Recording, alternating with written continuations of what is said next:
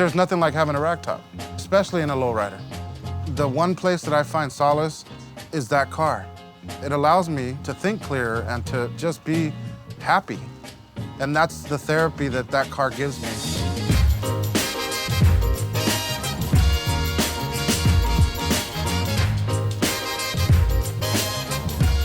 Growing up, I had lowriders all around me, but there wasn't that connection until I actually sat and felt the hydraulics and felt the car moving up and down and up and down and the stereo going really loud, and that's what led me to be so passionate about it, and it'll probably always be with me. I have a 1964 Pontiac Le Mans convertible. It's GM red. Motor is original. It's got a 326 motor. Still got the 4-barrel carburetor in it. It's got white interior. And it's got a white convertible top. I have 100-spoke 13x7s on it. And once I put the 100 spokes on it, it changed the car's appearance completely. But when I purchased the car, it was more like a maroon. I just wanted something different. I'm an original guy. I like things to look original. If you're gonna have an old car, it just might as well look like the way it came off the lot. I got everything factory reproduction. I did the interior, I rebuilt the motor, rebuilt the transmission, put a new top on it. It was in decent condition, but I brought it to what it looks like today. I bought it from a gentleman in Hollywood, and it was one of those lots that they sold cars. And I was driving by, and I saw it, and I was like, that's the car I want. I knew it right when I saw it. I knew exactly what I was gonna do to it. I knew exactly how I was gonna look. I knew it kind of called my name, like it was like that, you know, come get me, take me away from this place. I need to go somewhere else. I need to be in your arms, you know, and I got it, and I love it. I've had it, you know, over 20 years, or actually 20 years now, yeah, so it's such a great feeling, such a great feeling. I was born at Martin Luther King Hospital in Compton, California, but I was raised in Carson. Rough neighborhood, lots of gangs, lots of drugs, lots of prostitution. Everything you could imagine that has to do with living in a neighborhood with a gang in it, it's basically what it was. My parents split up when I was young. I didn't know my father too well. He was pretty much non-existent. It's still kind of tough to talk about because I never really had a father figure. I was raised by my mom, single mom. My mom, I'll start by saying no one's perfect.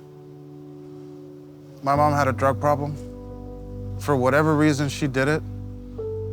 You know, I'm not judging her. Do I get mad sometimes? Of course I do. Do I wish she would have been different? Of course I do. Do I love her still? Of course I do. She's my mom. What am I gonna do?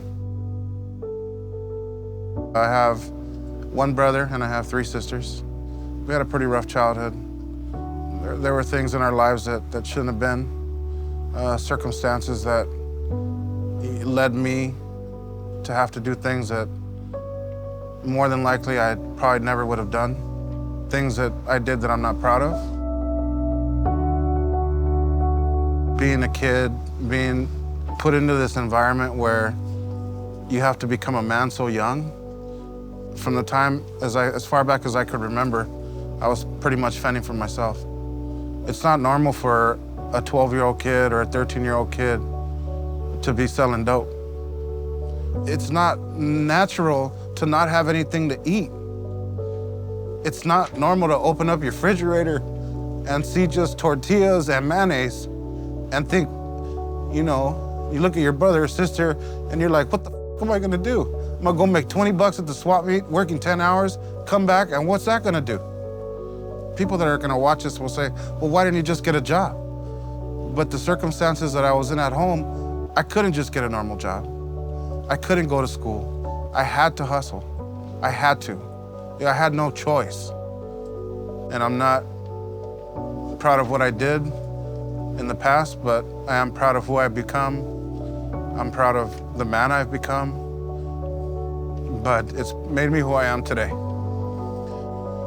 Fortunately, I had this family that took me under their wing, and they became my father figures. They became my rocks. They became my family. This family that took me in really taught me how to be a man, and taught me how to navigate, and taught me how to become sure of myself, confident, be able to go into any situation and be and win. I was always thinking about, there has to be light at the end of this tunnel. I would always pray, you know, to God to send me something, and I will do the rest.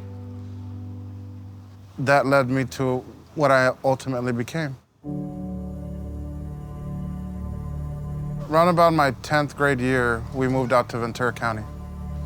I ended up going to a class that I really, really liked. The teacher, she was a super nice teacher, and she had me write down my experiences.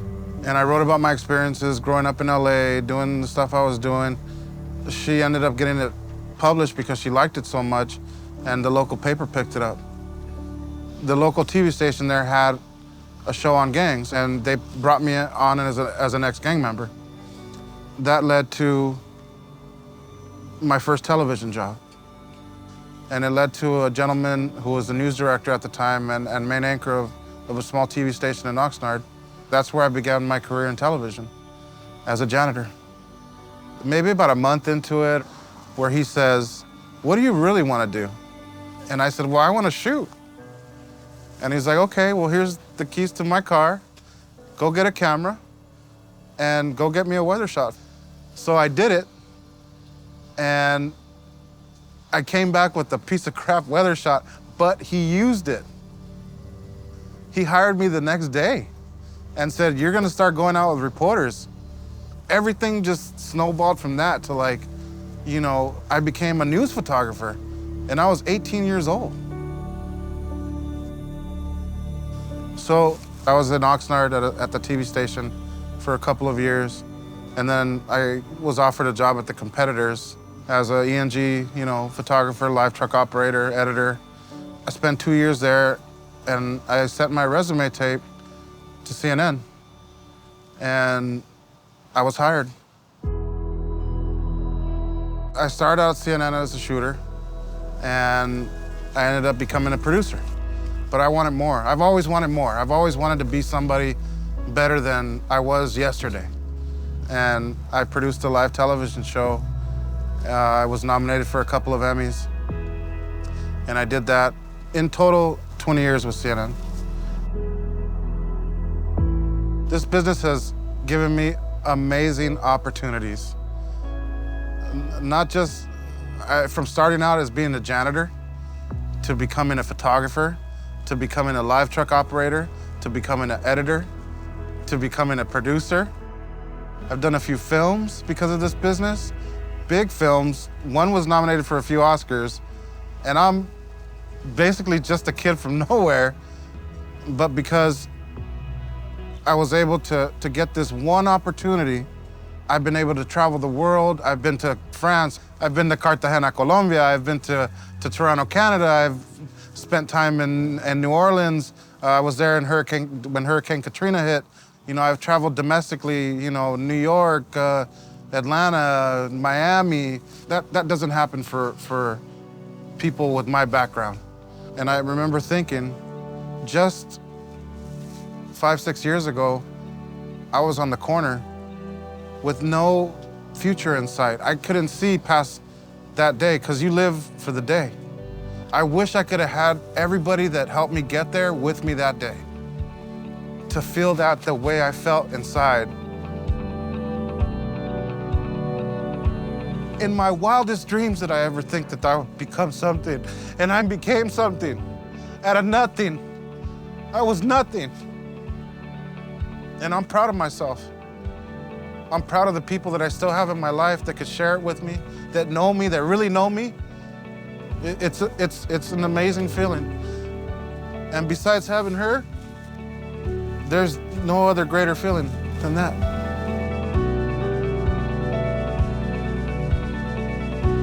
For the kid that's watching, the fathers that have lowriders that watch this segment, show their kids, and they listen to my story, Nothing is impossible or out of your reach. You can do anything you want. You just gotta believe in yourself, first of all, and believe that you could do something with your life. Don't think it's gonna come to you. You have to go out there and get it. Anyone with the fight, you got that fight in you, when that opportunity presents itself to you, you have to take it and you have to run with it. And that's the attitude that you gotta have. Bring that shit on. Bring that shit on. My name is Louie Mejia. I'm an executive producer and I'm a lowrider role model.